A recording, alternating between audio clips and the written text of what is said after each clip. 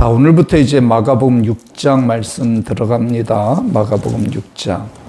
오늘 말씀은 우리가 함께 읽은 1절부터 6절까지 말씀은 예수님께서 고향 나사렛을 방문한 내용의 말씀인데요. 예수님께서 본래 태어나신 곳은 베들레헴이죠. 베들레헴이지만 성장하시고 자라신 곳은 나사렛입니다. 그래서 성경 곳곳에 보면은 나사렛 예수 그런 지명 이름이 이렇게 예수님 이름 앞에 등장하는 것을 보게 됩니다. 유대 나라 사람들에게 있어서는 이름이 같은 이름들이 많았어요. 아마 우리가 자세히는 모르겠지만 예수라는 이름이 또 다른 이름도 있지 않았을까? 구약에 보면은 예수와 이름도 있지 않습니까? 그래서 이제 가족의 이름, 또 선조들의 이름을 다시 또 사용하는, 그러면서 지명을 이렇게 앞에다 붙이는, 그게 유대 나라 사람들에게 특징이에요. 그래서 예수님을 향해서 우리가 이제 나사렛 예수라는 이름을 이렇게 표현을 보게 됩니다. 이 나사렛은 갈릴리에서도 상당히 떨어져 있는 아주 시골 마을이에요. 요즘으로 우리식으로 치면은 아주 촌 동네, 정말 작은 동네죠. 그러니까 동네 사람들끼리, 마을 사람들 모두가 알아요, 몰라요? 다 알아요. 제가 자란 어청도라는 시골 마을도 아주 전부 한 마을, 그때 당시는 좀 많은 편에 들어갔어요. 한 1,500명 정도? 성이라는 조그만 성. 다 알아요. 누가, 누구. 거기에다가 또, 그 동네 안에서 결혼을 하고 자식을 낳아가지고 다 한 다리만 건너면 다 친척들. 그렇게 되는. 그래서 이 나사렛도 그런 생각을 갖고 오늘 말씀을 들어보시기 바랍니다. 교회도 마찬가지죠. 대형 교회 같은 데야 성도들이 잘 모르지만 우리 같이 이렇게 조그만 교회는 다 알잖아요. 모르는 사람 있어요?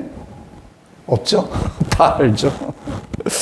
어찌되었든 예수님께서 고향 나사렛에 방문하셔서 안식일의 회당에서 가르치시는데 사람들이 다 놀랐다. 1절, 2절 말씀 한번 보세요. 예수께서 거기를 떠나 고향으로 가시니 제자들도 따르니라. 안식일이 되어 회당에서 가르치시니 많은 사람이 듣고 놀랐다는 거예요. 여기서 이 놀랐다는 의미는요, 부정적인 의미입니다. 깜짝 놀래는데, 왜 놀래는 것도 긍정적인 의미가 있죠? 와! 하는, 감탄하면서 깜짝 놀래는, 와! 하면 긍정적인 의미도 있지만, 깜짝 놀래는데, 하는 그런 부정적인 의미 있죠? 예수님에 대해서도 아마 부정적인 의미였을 거예요. 왜냐하면 예수님의 가르치심은 기존의 랍비들에게서는 볼 수 없는 모습이었고 권능도 행하셨는데 사람들은 놀랐어요. 왜 부정적인 의미였느냐? 이미 우리가 말씀을 보았지만 마가복음 3장 31절부터 36절까지 쭉 보시면 예수님의 어머니와 형제들이 예수님께 찾아왔었던 저 기억나시죠? 왜 찾아왔었습니까? 그 앞에 3장 22절에 예수님께서 행하시는 놀라운 권능들이 22절에 바알세불 귀신의 왕을 힘입어서 귀신을 쫓아낸다, 이런 소문들이 퍼졌단 말이에요. 그런데 이것이 어디에까지? 예수님의 어머니가 알 정도면은, 형제들이 알 정도면 나사렛 동네 사람들이 알아요, 몰라요? 안다는 얘기죠. 그러니까 그 조그만한 나사렛 동네 모든 사람들이 예수님에 대한 소문을 다 들었던 것이죠. 부정적인 소문을 들었어요. 뿐만 아니에요. 2절 다시 한번 보시면 2절 오늘 본문 2절 다시 한번 보여주시면 놀라면서 이 사람이 어디서 이런 것을 얻었느냐, 이 사람이 받은 지혜와 그 손으로 이루어지는 이런 권능이 어찌 됨이냐. 그러니까 바알세불의 그 귀신의 왕의 힘을 빌려서 한 것 아니냐, 이런 부정적인 의미. 그리고 나서 3절 보세요. 3절에 이 사람들이 뭐라고 말합니까? 동네 사람들이 하는 말이에요. 이 사람 누구예요? 예수님. 아니 예수, 이 사람은 우리야 예수님 그러지, 동네 이 사람들의 입장에서는 아니 예수 저 인간, 이런 표현이에요. 아니 예수라는 저 사람 마리아의 아들 목수 아니야? 야고보, 요셉, 유다, 시몬의 형제, 그 형 아니야? 아니냐? 너희들도 우리와 함께 여기 있지 않냐? 여기 있지 아니하냐? 이런. 그러니까 예수님의 과거, 나사렛 동네에서 자라고 성장했었던 그 모습을 들추는 거죠. 거기에다가 직업까지. 예수님이 공적인 생애를 하시기 전까지는 목수였거든요. 아버지 요셉의 목수일을 물려받아서 목수일을 하면서 그 가족을 다 생계를 돌봤거든요. 그러니 예수님에 대해서 나사렛 사람들이 보는 관점은 뭡니까? 지금 마리아의 아들 목수가 아니냐, 이것은 어떤 의미예요? 이런 의미죠. 야, 네 어머니가 마리아 아니야? 네 어머니하고 나하고 같은 레벨이야. 그런 뜻이에요. 우리식으로 표현하면 쟤 예수 아니야? 그런 표현이니까요. 야, 너 나이 몇 살이야? 그런 표현. 제가 시골에 갔을 때 가끔 어른들이 너 김사준 씨 아들 아니냐? 이런.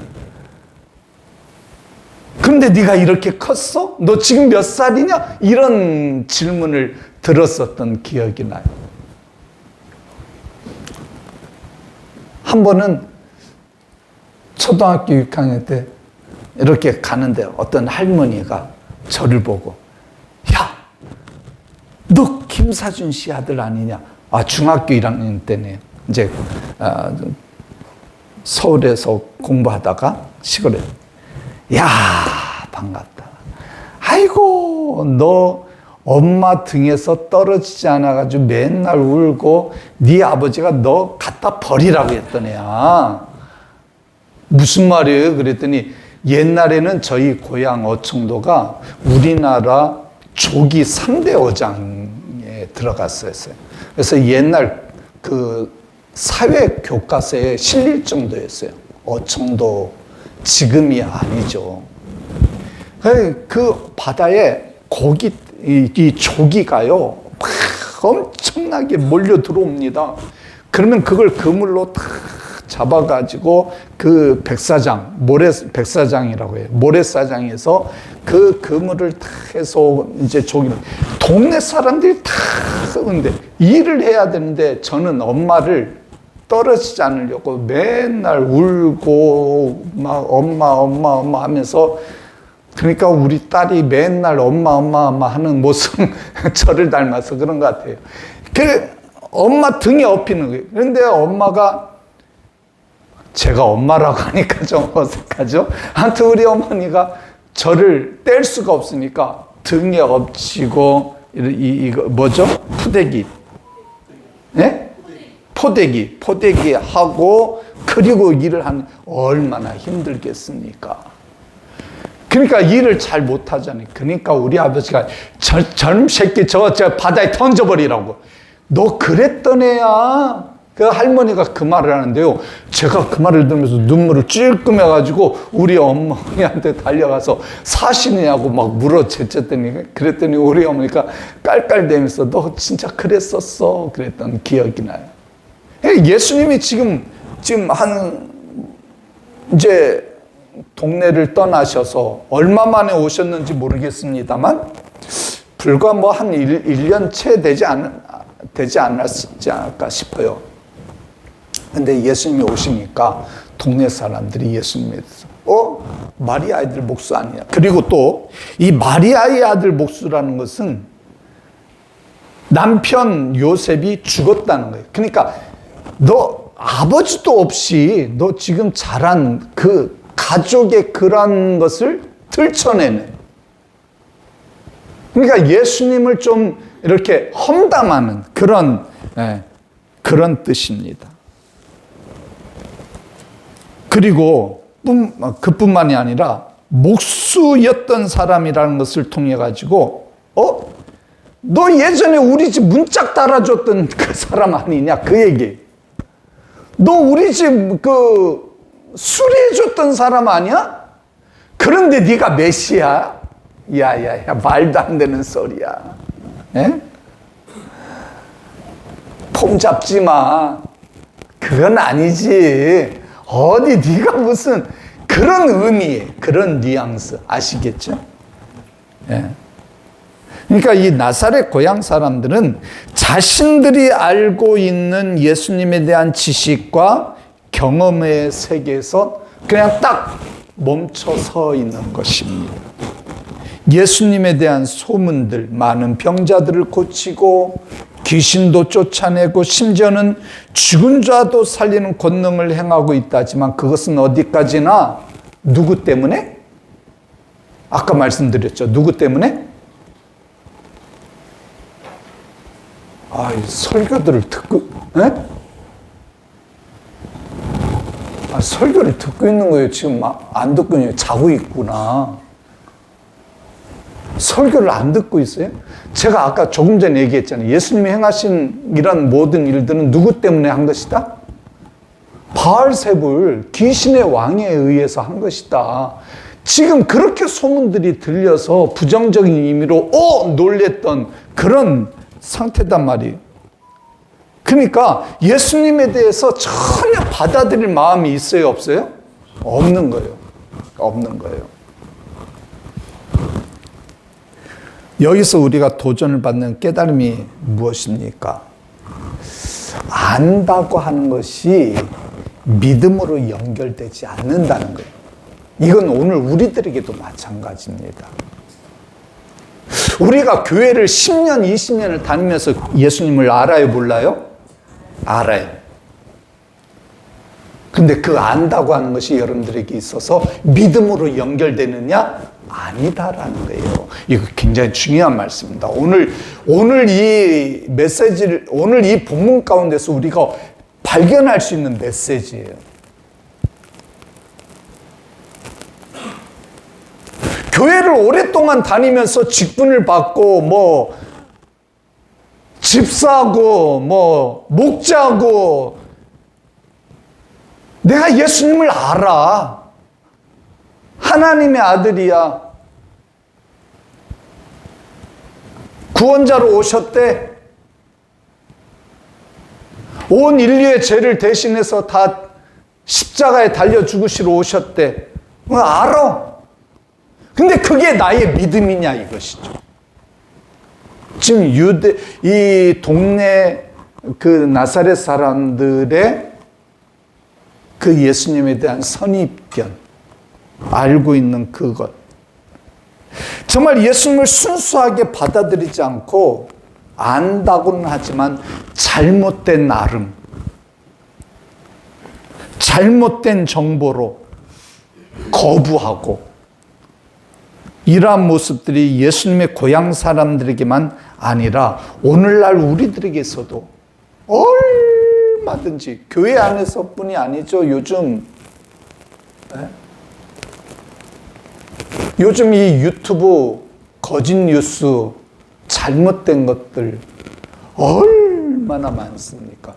그래서 사람들 그냥 그냥 그 고정관념 속에 그냥 딱 박혀버리게 만드는 이런 일들이 얼마나 많이 일어나고 있습니까? 그래서 3절 보시면, 다시 한번 보시면 이 동네 사람들이 예수를 어떻게 했다고요? 배척했다는 거예요. 배척. 이 배척이라는 단어에는요, 헬라어 원어의 원어상으로 이 스캔달이라는 단어가 포함되어 있어요. 이 스캔달이라는 것은 걸려 넘어지다, 그런 뜻을 가지고 있지 않습니까? 왜 유명 인사, 정치인들, 연예인들, 스캔들 일어나면 이게 좋은 일로 스캔들이라고 합니까? 아니죠. 부정적인 추문이 일어났을 때, 무슨 아주 뭐 혼외 이런 일들, 사기친 일들, 이번에도 정치인들 보니까 뇌물 이런 것들이 스캔들 일어나면서 결국 자기의 그 모든 위치에서 그냥 다 밀려나는, 참 부끄러운 줄 알아야 되는데 그러지를 않더라고요. 이번에 한 사람도 엊그제 청문회를 하면서 아유 참 어떻게 저런 사람이 국회의원을 3번씩이나 하고, 참 전 웬만하면 이 설교 시간에 정치 얘기 안 하는데 난 정말 한심해요. 정말 한심해. 그런 사람을 또 장관 후보자로, 물론 몰랐겠지만, 그러니까 청문회를 통해서 다 드러났는데 그 정도 됐으면 그냥 스스로 물러날 줄 알아야 되는데 그렇지도 않으시대. 끝까지 버티시는 거 보면 참 대단한 것 같아. 그런 게 스캔들 아닙니까? 이 나사렛 동네 사람들은 예수님이 자기 동네 사람이라고 알려지는 것을 수치스럽게 여겼다는 것이죠.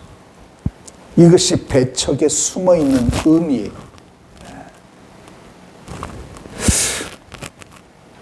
또한 이 배척이라는 말은요, 더 이상 쓸 데가 없을 때 버리는 것이죠. 그런 뜻을 가지고 있잖아요. 그러니까 여러분들 옛날에 건축가들이 집을 지을 때 옛날에는 돌들로, 유대 땅에서는 돌들로 집을 지었단 말이에요. 근데 돌들을 고르다가 아주 좋은 돌, 요긴한 돌, 꼭 쓸모 있는 돌은 이제 집을 져요. 근데 돌들을 고르다가 안 맞아, 쓸모가 없어, 그런 거는 버린단 말이에요. 이걸 배척이라고 한다. 이걸. 그래서 여러분들 마가복음 12장 10절에 보면은 이런 말씀이 있어요. 너희가 성경에 건축자들이 어떻게 한 돌? 버린 돌. 이게 배척이라는 거예요. 이게 버렸다는 거예요. 버렸다는 거. 이해가 되시죠? 근데 이 건축자들이 버린 돌, 이 말씀이 어디에 나오냐면은 시편 118편 22절에 기록된 말씀이에요. 건축자가 버린 돌, 건축자가 버린 돌.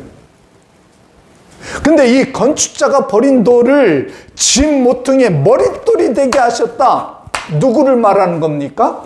예수님을 말하는 거예요. 그래서 베드로가 사도행전 4장 11절에서 이렇게 말하죠. 이 예수는 너희 건축자들의 버린 돌로서, 그러니까 지금 동네, 고향 동네 나사렛 사람들도 배척한,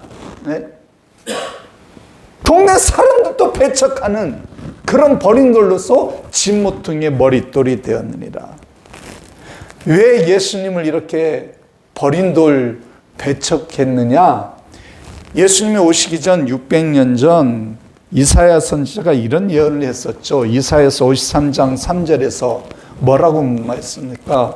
예수님은 멸시를 받아서 사람들에게 어떻게 되었다? 버림받았다. 버림받았다. 멸시당하였고, 우리도 그를 귀히 여기지 아니했다. 이 예언이 지금 어디에서부터? 예수님의 고향 나사렛에서부터, 그 나사렛 동네 사람들로부터 벌써 이루어지고 있다. 그 얘기. 배척다. 배척. 이것을 요한복음 1장 11절에서는 이렇게 말했죠. 자기 땅에 오매 자기 백성이 영접하지 아니하였다는 거예요. 예수님은 이 땅에 오셔서 사람들로부터 배척을 당하시고 거절을 당하셨어요. 예수님이 가신 십자가의 길 자체가 배척의 길이었습니다. 십자가의 사건 자체가 거절을 당하고 무시를 당하고 귀히 여김을 받지 않은 사건이었다는 거죠. 근데 오늘날도 마찬가지. 복음이 전해질 때 환영받는 일들이 쉽지 않습니다. 배척이 일어나요. 저항이 일어나요. 순순히 받아들이지 않아요. 여러분들 전도해봐서 알잖아요. 여러분들이 전도할 때 그래요? 나 예수님 믿을게. 그래요? 나 당장 교회 나갈게. 그런 사람들 많습니까? 힘들어요. 너나 믿어. 난 안 믿어.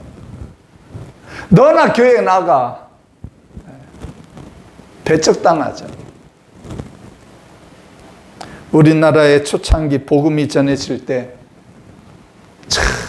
최초로 복음 들고 오신 토마스 선교사님 땅도 밟지 못하시고 그냥 죽임을 당하셨죠. 토마스 선교사님 뿐이 아닙니다. 얼마나 많은 사람들이 피 흘림을 죽임을 당하셨는지. 이 나사렛 사람들 예수라는 존재에 대해서 부끄럽게 여기고 부정적이고 불신앙적인 모습으로 예수의 행적 자체가 매우 못마땅했고 우리 동네 사람에게 있어서 부끄럽게 여겼다는 거예요. 여기서 우리가 무엇을 깨닫습니까? 굉장히 중요한 메시지입니다. 우리는 예수 그리스도를 자랑스럽게 여기고 있습니까? 혹시 내가 예수를 믿고 있는다는 것을 감추고 싶을 때가 있지 않습니까? 예전에 제가 중학생 때 교회를 가는데 옛날에는 이 손바닥만한 신약 성경책이 있었어요. 손바닥만한. 요즘도 있겠지만 잘 보기 어렵죠. 아주 정말 그때 당시는 인쇄술도 발달되지 않았고 막 성경이 막 70년대니까 요즘이야 성경이 엄청나게 많죠. 그때는 조그마한 그래서 딱 이 포켓 그것도 뒷주머니에 딱 들어갈 수가 있어요. 그래서 교회 갈 때 성경책 큰 걸 들고 나간 이거 설교 시간에 이런 말씀 드려서 죄송합니다. 우리 흔히 뭐라고 그러죠? 제 입으로 못하겠어. 뭐라고요? 그렇죠. 우리 다은이가 말 잘했어요. 못 들었어요? 여러분들은 그런 말 잘 안 써요? 그러니까 이게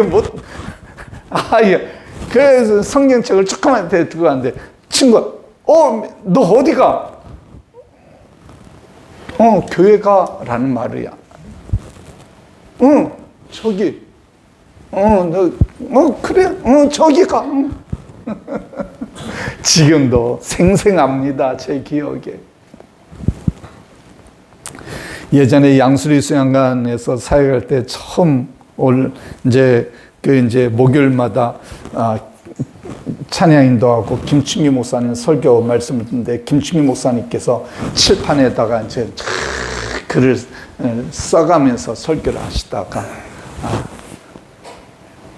이런 비슷한 말씀을 예수님을 여러분들은 예수를 부인한 적 없습니까? 그러시면서 나는 예수를 부인한 적이 있다고. 깜짝 놀랐어요. 예수를 부인한 적이 뭔가 그랬더니 식당에 가서 밥을 먹는데 기도하는 게 창피해가지고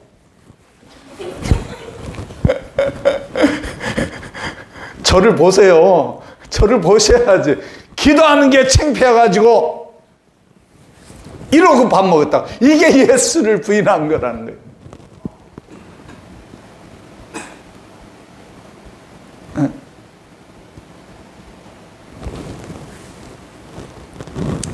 여러분들이 직장에서 예수님을 자랑하고 예수님을 소개하기보다는 내가 예수 믿고 있다는 사실을 내 직장의 동료 주변 사람들이 모르고 있다면 과연 내가 예수를 믿는 사람이라고 말할 수 있을까? 언제 어디서라도 당당하게 예수 믿는 것을 밝힐 수가 있겠는가라는 것이죠. 사도 바울은 로마서 1장 16절에서 이렇게 말합니다. 내가 복음을 부끄러워하지 아니하노니. 이 복음은 모든 믿는 자에게 구원을 주시는 하나님의 능력이 됨이라. 먼저는 유대인에게요, 그리고 헬라인에게로다.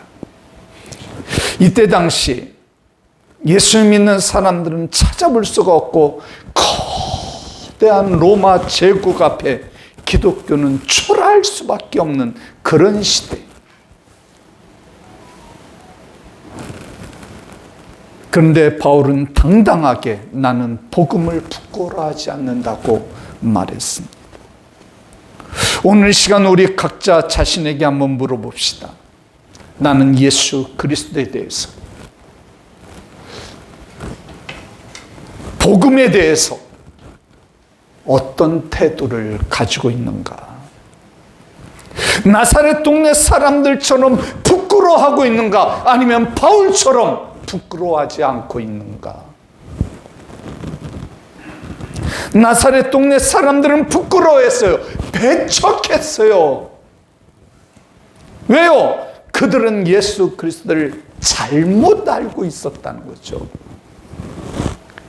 그들은 이미 예수에 대해서 어떤 결론을 내리고 있었던 거죠. 예수에 대해서 더 이상 알고 싶어 하지도 않았고, 예수의 어린 시절로 인하여서 자기들이 가지고 있는 어떤 고정관념, 편견에 딱 붙들려 있었다는 거예요. 편견.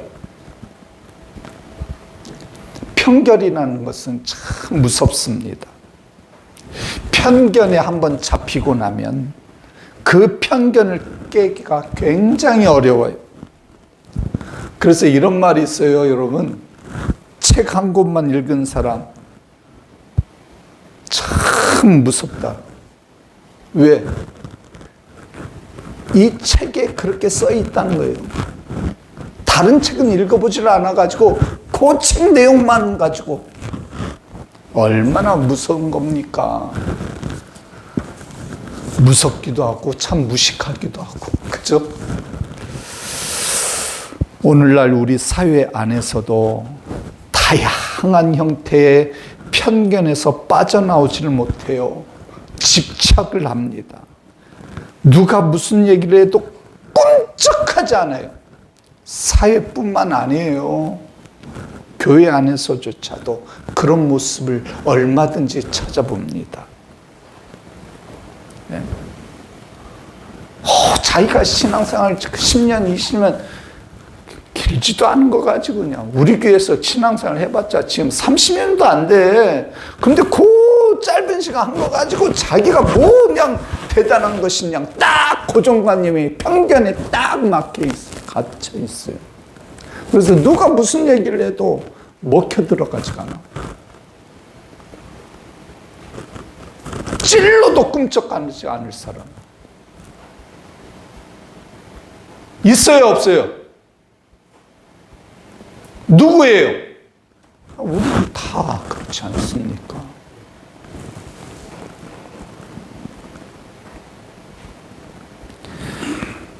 이 편견이라는 것은 자기가 알고 있는 것을 절대화시키는 것입니다.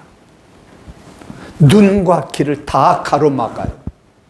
자기 보고 싶은 것만 보고요. 자기 듣고 싶은 것만 들어요. 자기와 다른 어떤 견해를 받아들이려고 하지를 않아요. 너무나 무섭습니다. 심지어는 하나님의 말씀을 들으면서도 믿음 생활을 한다면서도 자기의 관점, 선입견, 사고방식에 꽉 차 있어요. 그러다 보니 성경의 의도와는 다르게 하나님의 뜻을 올바로 깨닫지를 못할 때가 얼마나 많은지 모릅니다. 편견을 내려놓지 않으면 온전한 하나님의 뜻을 분별하지 못하고 믿음의 세계로 들어갈 수가 없습니다. 특히 교회 안에서 봉사하는 일도 마찬가지고, 정말 우리 교회 정말 이거 고쳐야 합니다. 몇 명 되지도 않는 우리 회원들 안에, 성도들 안에 자기의 어떤 고정관념에 다 바뀌어가지고 단합이 안 되고 화목하지 못하는 그런 모습들이 뭐 자주 일어나는 건 아니지만 가끔가다 한 번씩 다 그런 일들이 발생할 때 보면 너무 속상해요.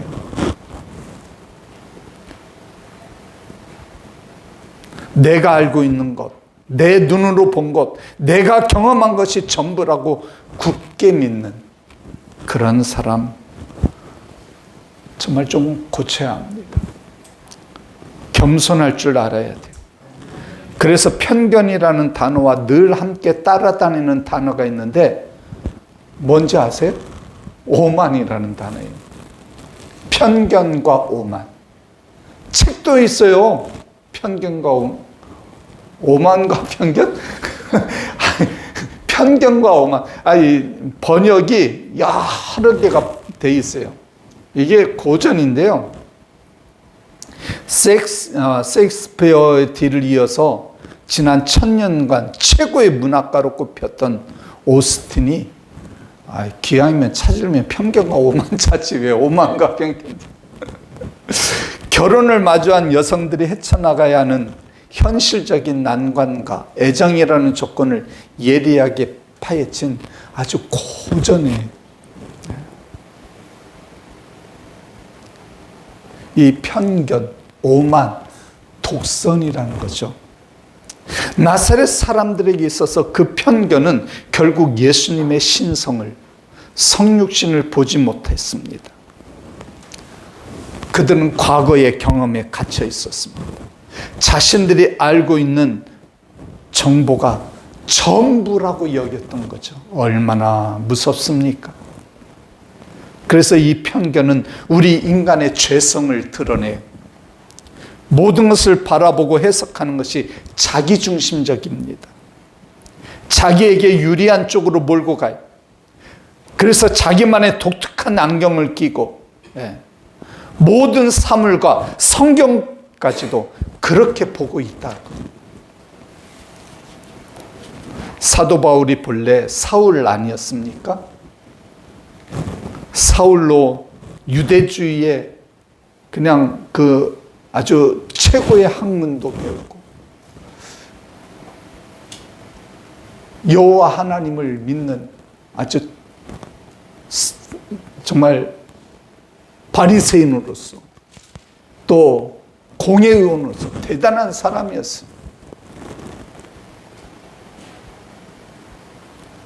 그런데 그가 다메섹 도상으로 가는 중에 주님을 만나고 난 뒤에 그의 눈에서 비늘이 벗겨지는 말씀이 사도행전 9장 17절 18절에 나오죠.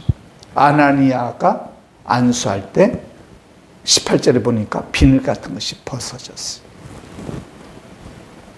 상징적인 의미가 있는 것입니다. 나중에는 아라비아로 가서 3년을 보내면서 한 한 번에 비늘이 벗겨진 것이 아니라 3년 동안, 오랜 동안 자신의 삶에 닦여져 있던 유대주의적 관점, 복음을 해석하고 녹여내기에 한계가 있는 그 모든 것을 다 이렇게 씻어내는 작업을 하게 된 것입니다. 그리고 성령의 사람으로 완전히 탈바꿈이 되어졌고 예수의 사람으로 완전히 변화가 되어서 예수님을 자랑하고 예수님을 증거하고 예수님을 전하다가 순교를 당하는, 그러니까 하나님의 새로운 은혜를 받으려고 하면 이전의 것을 잊어버리고 정말 어린아이의 마음으로 순수하게 그 앞에 서야 됩니다. 하나님의 말씀도 그래요. 10년, 20년 큐티를 했어도 매일 아침마다 새로우니 주의 성실이 크도소이다 라고 말씀하신 것처럼 오늘 나에게 주시는 말씀을 날마다 새롭게 깨닫고 받아 먹어야 한다는 거예요. 그래서 목사님들이 왜 그런 얘기하죠? 성경을 읽으면서 깨달은 말씀 줄을 긋고 이렇게 성경을 읽으라고. 근데 또 어떤 목사님은 줄을 긋지 말라. 그래서 어떤 목사님 성경은 줄이 하나도 없어요. 그냥. 왜? 줄을 그어 놓으면은 그 줄을 그었던 거기에 눈이 가고 그때 깨달았던, 저 같은 경우는 이제 군데군데 날짜까지 표현을 해놨어요. 여기 마태복음 27장 22절에 2022년 11월 13일 하면서 내용도 써놓은 이런 것도 있거든요. 그래서 그때를 잊어버리지 않으려고 저는 이제 해놨는데, 줄을 긋고 하다 보면은 그 말씀에만 집중이 된다는 거예요. 그리고 다른 말씀은 잘 안 들어. 그래서 이제 우리 사모님은 성경 통독을 해도 한 텀 4번 하게 되면은 성경을 또 바꿔요. 왜? 줄을 끄면서 하나님의 성품을 찾고 나서 또 다시 이제 성경을 읽을 때 또 그것만 찾게 되니까 그냥 아예 성경을 바꿔. 근데 요즘 성경책이 얼마나 비쌉니까? 잘 그렇게 못하죠? 그리고 요즘은 이 핸드폰 찾은 거 올리는 거 너무 쉽대요. 옛날에 한번 찾아서 올려놓으면은 그걸 치게 되면 쫙 나와. 그죠? 여러분들은 안 나옵니까? 안 나와요? 안 나와요? 나는 나오던데.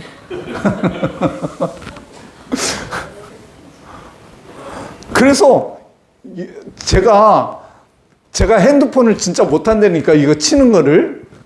그래서 참 안 하는데 요즘은 쉬워. 그냥 예를 들어서 하나님 할 때 하만 하면은 하나님이 밑에 쭉 나오던데. 안 나와요? 나오죠? 나온다는데 왜 안 나온다고 그래?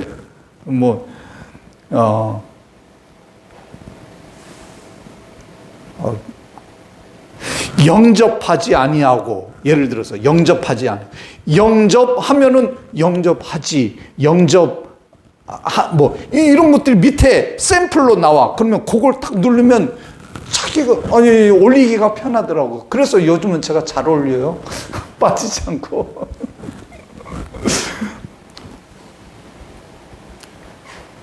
어찌됐든 우리가 어떤 고정관념, 편견을 넘어서 믿음으로 나아가는 우리 성도들이 돼야 된다. 오늘 말씀 핵심입니다.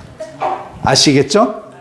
그래서 오늘 예수님은 고향에서는 존경받지 못했지만 다른 지역에서는 존경받으셨고 많은 권능을 행하셨어요. 5절 보세요. 거기서는 아무 권능도 행하실 수 없이 다만 소수의 병자에게 안수하여 고치실 뿐이셨다. 네? 여러분, 진리가 역사하는 순간은 언제입니까? 마음이 활짝 열려 있을 때. 마음이 열린다는 것은 내가 가지고 있던 편견의 벽을 스스로 깨고 순수하게 받아들이는 거예요. 그래서 이 편견이라는 것은요, 한 가지만 더 얘기할게요. 길가 같은 마음밭이. 씨가 들어갈 수가 없어. 길가는 반질반질하니까. 편견에 사로잡힌 사람들이 그렇다는 거예요. 오늘 이 아침 우리 가운데 혹 내 마음이 고정관념, 선입견, 편견으로 닫혀있는 분이 계시다면 그것을 깨뜨리고, 아멘? 옥토와 같은 마음밭이 되셔서 스펀지와 같이 그냥 쏙쏙 빨아들이는 여러분들이 되시길 바랍니다.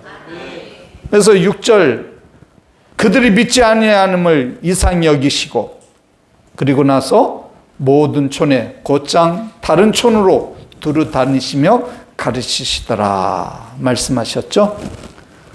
오늘 이 아침에 예수 그리스도께서 우리 명동중앙교회 찾아오셨어요. 예수님을 부끄러워하지 않는 여러분들 되시길 바랍니다.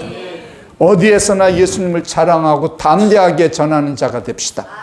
그리고 편견 없이 예수 그리스도를 믿는 자가 되자고요. 내 고정관념, 내 경험, 내 선입견 다 내려놓고 말씀 그대로, 그때 주시는 말씀, 1년 전에 들었던 말씀인데도 오늘 새롭게 들려지는 그 말씀 그대로 믿고 따르는, 순종하는 겸손한 저와 여러분 되시기를 축원합니다. 그래서 말씀의 씨가 내 심령에 떨어져서 30배, 60배, 100배의 결실을 거두는 역사가 일어나서 2026년 우리 명동중앙교회 부흥의 불길이 타오르도록 하늘의 미랄들이 되었으면 좋겠습니다. 아멘.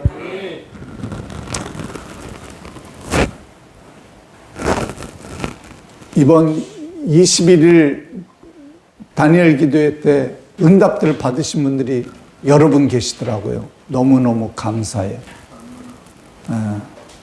어떤 분은 21일 날 딱 응답이 돼가지고 너무 좋아서 사모님께 전화가 왔어요. 사모님, 하나님이 응답해 주셨어요.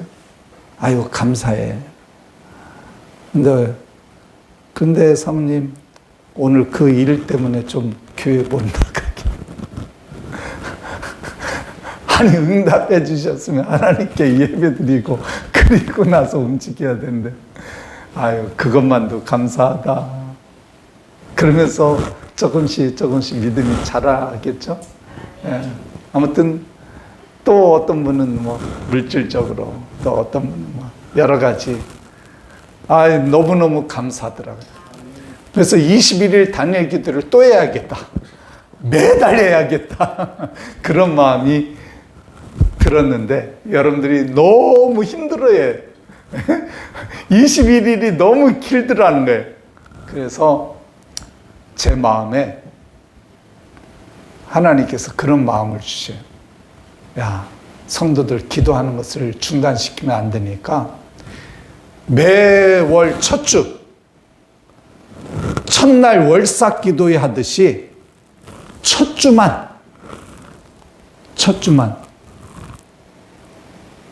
작정하고 기도 좀 시켜라. 왜 아멘들 안 하셔? 그래서 매월 첫 주, 주일날 예배 드리고 나서 매월 첫 주, 월요일부터 금요일까지. 아시겠죠? 현아 씨 아시겠죠? 아니 21일도 했는데 첫 주 5일 못 하겠어? 상지가 나올 때까지 난 할 거예요. 아시겠죠? 네? 그래서 2월달 다음 달도 2월 1일부터 첫 주 월화수목금토 5일간의 기도.